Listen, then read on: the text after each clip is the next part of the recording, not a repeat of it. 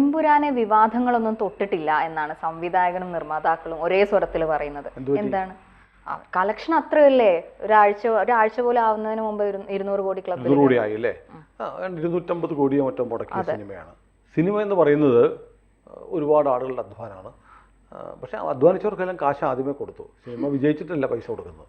അപ്പോൾ പണിയെടുത്തവർക്കെല്ലാം ഭാഷ. അപ്പം ചിലർ പറയും ഒരു സിനിമയെ നശിപ്പിക്കരുത്, സിനിമ ഒരുപാട് പേരുടെ അന്നമാണ് എന്നൊക്കെ പറയും. പണിയെടുത്തവന് കാശ് കിട്ടി. കാശ് കിട്ടാതെ വരുന്ന ആർക്കെന്നറിയോ? പണമിറക്കിയവനാണ്. നിർമ്മാതാവിൻ്റെ പൈസയാണ് കിട്ടാതെ പോകുന്നത് അല്ലേ? പണം പൊട്ടിപ്പോയാൽ നിർമ്മാതാവിൻ്റെ കാശ് പോയി. അഭിനയിച്ചവർക്കും അതിൻ്റെ ലൈറ്റ് ബോയ് മുതൽ അവിടെ തൂപ്പുകാരനായി വന്ന അല്ലെങ്കിൽ തൂപ്പുകാരിയായ വന്നവർക്കുൾപ്പെടെ അതിൻ്റെ ഡെയിലി വേജസോ അതിനു മുമ്പ് തന്നെ കൊടുത്തു കഴിഞ്ഞിട്ടുണ്ട്. ഇപ്പം ഞാൻ ഈ സിനിമ മലയാള സിനിമയിൽ ഇത്രയും വലിയ വിവാദമുണ്ടാക്കിയ, വിവാദത്തിലൂടെ ആളുകളെ കബളിപ്പിക്കാൻ ശ്രമിച്ച ഒരു സിനിമ വേറെ ഉണ്ടായിട്ടില്ല. ആ സിനിമയുടെ ഒരുപാട് ചതികൾ നമ്മൾ ചർച്ച ചെയ്തിട്ടുണ്ട്. അപ്പോൾ ഏതായാലും ഇപ്പം ഈ കളക്ഷൻ്റെ കാര്യത്തിൽ 200 കോടിയൊക്കെ ആയല്ലോ എന്ന് പറഞ്ഞപ്പോൾ എനിക്ക് സന്തോഷം വന്നു. കാരണം ഒരു മലയാളത്തിൽ നിന്നൊരു സിനിമ 200 കോടി കളക്ട് ചെയ്യുക എന്നൊക്കെ പറഞ്ഞാൽ വലിയ അത്ഭുതമാണ്. അപ്പോൾ ഞാനിങ്ങനെ ആലോചിക്കുകയായിരുന്നു ഇതിൻ്റെ കണക്കെങ്ങനെ ശരിയാവും എന്നുള്ളതാണ്. അപ്പോൾ കേരളത്തിൽ ഏതാണ്ട് 278 തിയേറ്ററുകൾ മാത്രമേ ഉള്ളത്. ഏതാണ്ട് 2500 അല്ലെങ്കിൽ 2500 തിയേറ്ററുകളിലൂടെ 5000 ഷോ എന്നൊക്കെ പറഞ്ഞ ചില കണക്കുകളൊക്കെ ഉണ്ട്.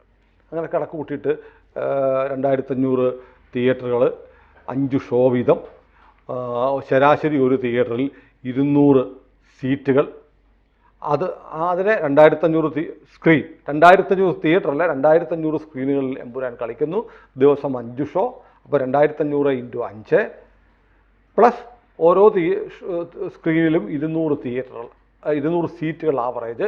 അതായത് 2500 × 5 × 200. അപ്പോഴാണ് 2500 സ്ക്രീൻ എത്ര ആളുകൾ കാണുന്നു, 5 ഷോ വീതം കാണുന്നു എന്നുള്ള കണക്ക്. അതിന് ശരാശരി ഒരു 200 രൂപ കൊണ്ട് ഗുണിച്ചാൽ, ടിക്കറ്റ് നിരക്ക് 200 വെച്ച് ഗുണിച്ചാൽ ഒരു കിട്ടാവുന്ന 50 കോടി രൂപയാണ്. ദിവസം 50 കോടി രൂപ. അതിന് 2500 സ്ക്രീൻ കളിക്കണം. എവിടെ 2500 സ്ക്രീൻ കളിക്കുന്നുണ്ട്? ഒരു ചോദ്യമാണ്. ഇങ്ങനെയുള്ള കണക്കുകളൊക്കെ ഉണ്ട്.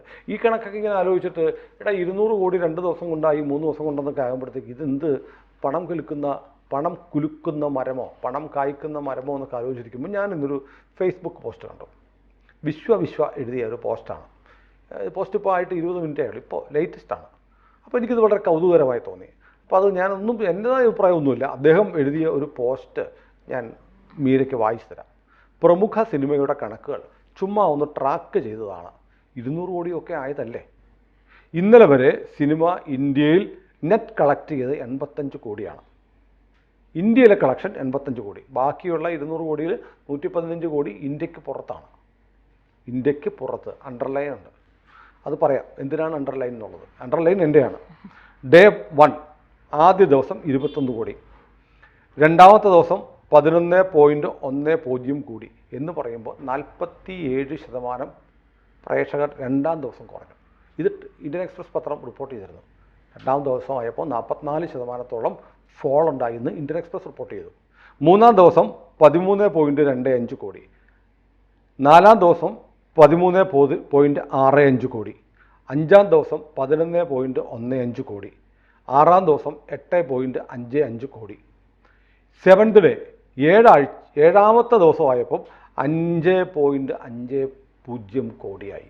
അപ്പോൾ സിനിമ ഓരോ ദിവസം കഴിയുമ്പോൾ സിനിമ പടവലങ്ങ പോലെ കളക്ഷൻ വളരുകയാണ്. അങ്ങനെ മൊത്തം 85 കോടി അപ്രോക്സിമേറ്റ്. അപ്പം വിശ്വ പറയുകയാണ്, ഈ കണക്ക് പറഞ്ഞിട്ട് പറയുകയാണ്, ആദ്യത്തെ ദിവസം 21 കോടിയായിരുന്നു സിനിമ, രണ്ടാം ദിവസമായപ്പോൾ 11 കോടിയായിട്ട് കുറഞ്ഞു എന്ന് പറഞ്ഞാൽ രണ്ടാം ദിനത്തിൽ തന്നെ സിനിമ പൊട്ടി. ഒറ്റ ദിവസം കൊണ്ട് 50% അടുത്ത് ഡ്രോപ്പ് വന്നു. സത്യമാണല്ലോ. ഇത് ഇന്ത്യയിലെ ലഭ്യമായ കളക്ഷൻ ഡാറ്റ വെച്ചിട്ടാണ് വിശ്വ എഴുതിയിരിക്കുന്നത്. പക്ഷേ വിവാദം വന്നതോടെ കേരള കളക്ഷൻ മുകളിലേക്ക് പോയി. അതായത് 11.10 ആയിരുന്നത് മൂന്നാം ദിവസവും നാലാം ദിവസവും 13.25 കോടിയും 13.65 കോടിയായിട്ട് കൂടി വിവാദം ഉണ്ടായപ്പോൾ. മുകളിലേക്ക് പോയെങ്കിലും 2 ദിവസത്തെ ആയുസ് മാത്രമാണ് ഈ മുകളിലേക്ക് വീണ്ടും പോയതുണ്ടായത്. അത് കഴിഞ്ഞപ്പോൾ വീണ്ടും തലകുത്തി വീണു. ആറാം ദിവസം 8.55 കോടിയും ഏഴാം ദിവസം 5.50 കോടിയായിട്ട് തലകുത്തി വീണു. പടം കാണുന്നവർക്ക് ആർക്കും കേരളത്തിൽ പോലും നല്ല അഭിപ്രായം ഇല്ലാതായതാണ് കാരണം. അവസാന ദിവസം നോക്കൂ, ശരിയല്ലേ? അവസാന ദിവസം, അതായത് ഏഴാം ദിവസം 5.50 കോടിയാണ് കളക്ഷൻ എന്ന് ഔദ്യോഗിക കണക്കുകൾ പറയുന്നു. ഇനി കേരളത്തെക്കാൾ കൂടുതൽ സ്ക്രീനുകൾ ബാംഗ്ലൂരിലുണ്ട് എന്ന് പറഞ്ഞതുകൊണ്ട് ബാംഗ്ലൂർ കൂടി ഒന്ന് കൊടുത്തിട്ടുണ്ട്. അവിടെയും ആകെ മലയാളം മാത്രമാണ് ഓടുന്നത്. കന്നഡ ഒക്കെ ഒരു ഷോ മാത്രമാണ് ഉള്ളത്, അതും ഉച്ച സമയത്ത്. പണ്ട് ഉച്ചപ്പടം ഓടുകയായിരുന്നല്ലോ, നോൺ ഷോ. എല്ലാ അന്യഭാഷാ ഡബ് വേർഷനും ഇതാണ് അവസ്ഥ മറ്റുള്ള സംസ്ഥാനങ്ങളിൽ. വിവാദം ഉണ്ടായില്ല എങ്കിൽ സ്വാഭാവികമായി തന്നെ പടം അതിൻ്റെ നിലവാരം കൊണ്ട് വെറും 3-ാം ദിവസം ടാങ്ക് ചെയ്തേനെ. സിനിമ വിജയിക്കുകയോ വിജയിക്കാതെ ഇരിക്കുകയോ ചെയ്തേക്കാം. എന്നിരുന്നാലും ഗോദ്രയിൽ വെന്തു മരിച്ച 59 മനുഷ്യരെ വെച്ച് പ്രൊപ്പഗാൻഡ ഉണ്ടാക്കിയ പോലുള്ള ഇസ്ലാമോ ലെഫ്റ്റ് ഡാർക്ക് ചെരുവിയുമായി ആര് വന്നാലും അവരെ വെറുതെ വിടില്ല എന്ന ശക്തമായ താക്കീതാണ് ഈ വിഷയം പാർലമെൻറ്റിൽ വരെ ഉയർന്നത്. സിനിമയുടെ അണിയറക്കാർക്ക് നേരെ ഇന്ത്യയിലെ വിവിധ സംസ്ഥാനങ്ങളിൽ ഇനി കേസുകളുടെ വരവായിരിക്കും. ഇന്ത്യൻ ജുഡീഷ്യറിയെ അപമാനിച്ചതിന്, ഇന്ത്യൻ സെക്യൂരിറ്റി ഏജൻസികളെ അപമാനിച്ചതിന്, ഇന്ത്യൻ അന്വേഷണ ഏജൻസികളെ അപമാനിച്ചതിന്, തീവ്രവാദം പ്രോത്സാഹിപ്പിക്കുന്ന പ്രമേയത്തിനെതിരെ ഡാം ബോംബ് വെച്ച് പൊട്ടിച്ച് സംസ്ഥാനം മുക്കിക്കളയും എന്നതുപോലെയുള്ള ഞെട്ടിക്കുന്ന ആശയങ്ങൾക്കെല്ലാം ഈ സിനിമാക്കാർ മറുപടി പറയണം. ഇപ്പോൾ തമിഴ്നാട്ടിൽ ഇപ്പോൾ സമരം തുടങ്ങി. മുല്ലപ്പെരിയാർ പൊട്ടിക്കും എന്ന് പറഞ്ഞത്, പ്രമുഖ ചിട്ടിക്കമ്പനിയുടെ ഓഫീസിലേക്ക് ആളുകൾ പ്രകടനം നടത്തും എന്നൊക്കെ പറഞ്ഞു. നടന്നു എന്നാണ് തോന്നുന്നു. എൻ്റെ വാർത്തയൊന്നും ഇവിടെ കണ്ടില്ല. ഈ സിനിമക്കാർ മറുപടി പറയണം. ഹിന്ദു സമൂഹത്തെക്കാൾ ക്രിസ്ത്യൻ സമൂഹത്തിൻ്റെ ദൈവസങ്കല്പത്തെ തന്നെയാണ് സിനിമ അവഹേളിച്ചത്. ക്രിസ്ത്യൻ സങ്കല്പത്തിലെ ദൈവപുത്രനെ തള്ളി സാത്താൻ്റെ ഒപ്പം ദൈവത്തെ കൂട്ടിക്കെട്ടാൻ മാത്രം പ്രൊപ്പഗാൻഡ വേറെ ആർക്കും കാണില്ല. ഈ ദൈവസങ്കല്പത്തെ തിരുത്തുന്നതൊക്കെ ഇസ്ലാമിൻ്റെ ആയിരുന്നുവെങ്കിൽ കഥ എഴുതിയ ആൾ ഇപ്പോൾ ജീവനോടെ ഇങ്ങനെ തന്നെ കാണുമായിരുന്നു. അത് നമ്മുടെ മുരളി ഗോപിയെക്കുറിച്ചാണ്. ഓവർസീസ് കളക്ഷൻ ഇനിയിപ്പം 85 കോടിയാണ് ഇന്ത്യയിലെ കളക്ഷൻ. 200 കോടിയിൽ 115 കോടി ഇന്ത്യക്ക് പുറത്താണ്. ഞാൻ പറഞ്ഞ അവിടെ അണ്ടർലൈൻ എന്ന് പറഞ്ഞു, അതേക്കുറിച്ച് പറയാം. അണ്ടർലൈൻ വിശ്വയുടെ അല്ല, എൻ്റെയാണ്. എന്തിനാണെന്ന് ഇത് വായിക്കാൻ മനസ്സിലാവും. ലോകത്തിലെ എല്ലാ രാജ്യത്തും റിലീസ് ചെയ്ത സിനിമ കാണാൻ നിലവിൽ ദുബായ് ഒഴികെ മറ്റെവിടെയും ആരുമില്ല. പ്രമുഖ സിനിമ അത്യാവശ്യം ആൾ കാണുന്നുണ്ടെങ്കിൽ ദുബായിൽ മാത്രമാണ് കാര്യമായിട്ടുള്ളത്. ഔട്ടായി കഴിഞ്ഞു. പക്ഷേ സിനിമ ഇന്ത്യക്ക് പുറത്തു നിന്ന് 7 ദിവസം കൊണ്ട് 122 കോടി നേടി എന്നാണ് പ്രമുഖ സിനിമ ട്രാക്കിംഗ് വെബുകളിൽ നിന്ന് ലഭിക്കുന്ന കണക്ക്. അതിൻ്റെ ബ്രേക്കപ്പ്, അതായത് ഓരോയിടത്തുനിന്നും ഓരോ തിയേറ്ററിൽ നിന്നും എത്ര കിട്ടിയെന്നുള്ള കണക്കില്ല. വെബ്സൈറ്റുകളിൽ പറയുന്നുണ്ട് ഇന്ത്യക്ക് പുറത്ത്, ഇന്ത്യയിൽ 85 കോടിയാണ്, ഇന്ത്യക്ക് പുറത്ത് 122 കോടി കളക്ട് ചെയ്തു. അപ്പോൾ ഇന്ത്യയിലുള്ളതിനേക്കാൾ കൂടുതൽ മലയാളികൾ ഇന്ത്യക്ക് പുറത്തുണ്ട്. അതിൻ്റെ ബ്രേക്കപ്പ് ലഭ്യമല്ല. ഇന്ത്യൻ കളക്ഷൻ 85 കോടി മാത്രം. ഓവർസീസ് കളക്ഷൻ ട്രാക്ക് ചെയ്യാൻ നമ്മുടെ ഏജൻസികൾക്ക് കഴിയില്ല. വിദേശത്ത് ഇത്ര കിട്ടിയെന്ന് പറഞ്ഞാൽ അത്ര കിട്ടി, നമുക്കത് ട്രാക്ക് ചെയ്യാൻ കഴിയില്ല. US നിന്ന് 50 കോടി കിട്ടി എന്ന് പറഞ്ഞാൽ EDക്ക് കണക്ക് ചോദിക്കാൻ പറ്റുമോ? പറ്റില്ല. അതുകൊണ്ടാണ് ഞാൻ അണ്ടർലൈൻ എന്ന് പറഞ്ഞത്. മനസ്സിലായോ? കിട്ടിയെന്ന് പറഞ്ഞാൽ കിട്ടി. ED വിദേശത്തല്ലേ കിട്ടിയത്, EDക്ക് കണക്ക് ചോദിക്കാൻ പറ്റില്ല, ഇൻകം ടാക്സിന് കണക്ക് ചോദിക്കാൻ പറ്റില്ല.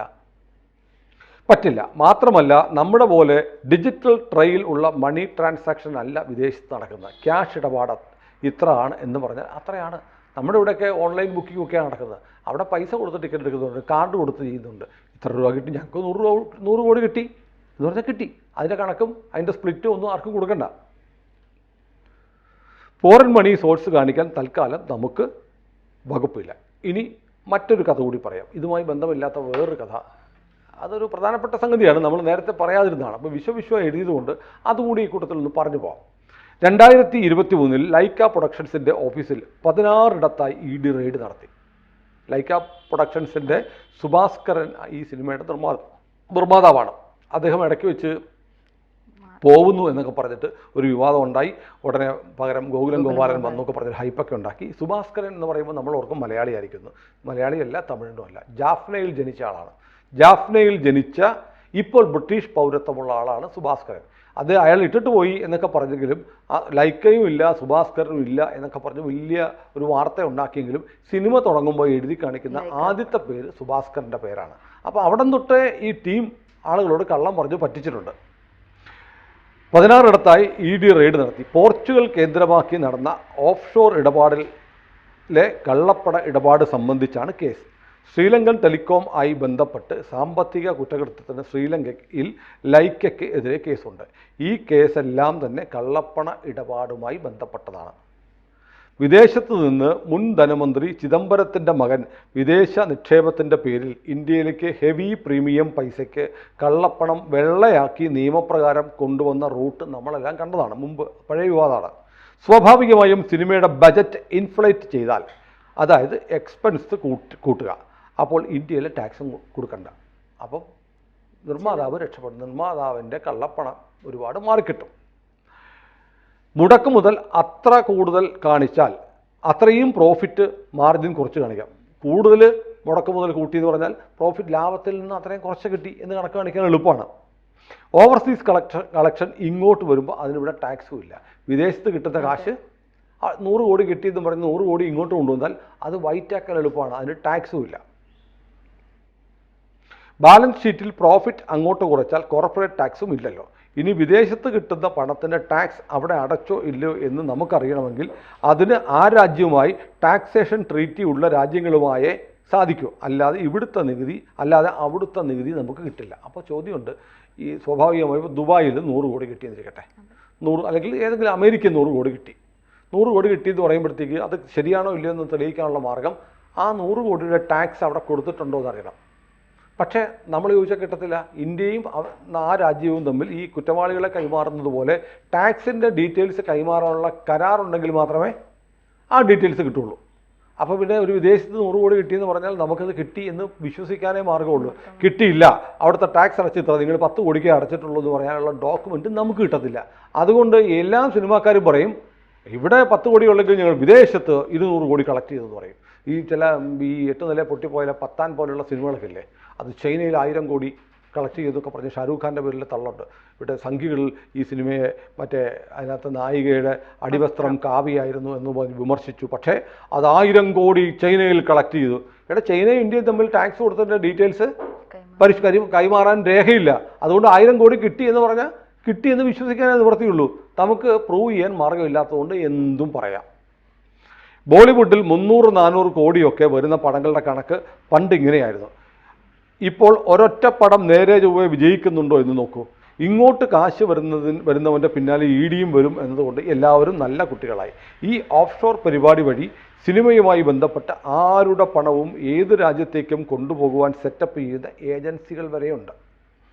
ഇവർ കൊണ്ടുവരുന്ന പണം ആരുടെ വേണേലും ആകാം, അതിന് കമ്മീഷനും കിട്ടും. ഈ മണി ട്രെയിൽ നോക്കിപ്പോയാൽ ചിലപ്പോൾ നമുക്ക് ഞെട്ടിക്കുന്ന പലതും കിട്ടിയേക്കാം. സിനിമയിലെ യുവനായകൻ്റെ ബാല്യം ഇപ്പോൾ കാണിച്ച പ്ലോട്ടല്ല എങ്കിലും സിനിമയുടെ കഥയെ ഒരു തരത്തിലും ബാധിക്കുന്നില്ല. അവിടെ മറ്റേത് പ്ലോട്ടാണെങ്കിലും സിനിമയുടെ മെയിൻ പ്ലോട്ട് മാറ്റമില്ലാതെ പോകും. അതായത് ആദ്യ ഭാഗം റീപ്ലേസബിൾ ആയി എടുത്ത് മാറ്റേണ്ടി വന്നാൽ മാറ്റാൻ പറ്റുന്ന തരത്തിലാണ് കഥ പണിത് വെച്ചിരിക്കുന്നത്. അതായത് അവസാനം മോഹൻലാലിൻ്റെ മകനെ കാണിച്ചിട്ടൊരു സീനുണ്ടല്ലോ, അതെന്തിനായിരുന്നു ചെയ്തത് എന്ന് പറയുമ്പോൾ ഈ സിനിമ ചിലപ്പോൾ ഒരു വിവാദം ഉണ്ടാവും. വിവാദം ഉണ്ടായാൽ ചിലപ്പോൾ മാറ്റേണ്ടി വരും. മാറ്റിയാലും കുഴപ്പമില്ലാതിരിക്കാൻ വേണ്ടി വളരെ ബുദ്ധിപൂർവ്വം ഈ സിനിമയ്ക്കകത്ത് ചെയ്തിട്ടുണ്ട്. അതായത് ഇവർ പ്രതീക്ഷിച്ചത് തന്നെയാണ്, ഇങ്ങനെയൊക്കെ ഉണ്ടാവും എന്ന് കരുതി തന്നെയാണ് ഈ സിനിമ നിർമ്മിച്ചതെന്നാണ് വിശ്വയുടെ നിഗമനം. അപ്പോൾ ഇതാണ് ഇതിനകത്ത് നമ്മുടെ കമൻസ് ഒന്നും നമ്മൾ പറയുന്നില്ല. അപ്പോൾ പ്രമുഖ സിനിമ വിജയിക്കുകയാണെങ്കിൽ വിജയിക്കട്ടെ. കൂടുതൽ വാർത്തകളും വിശേഷങ്ങളും നിങ്ങളിലേക്ക് എത്താൻ ABC മലയാളം സബ്സ്ക്രൈബ് ചെയ്യുക, ബെൽ ബട്ടണും അമർത്തുക.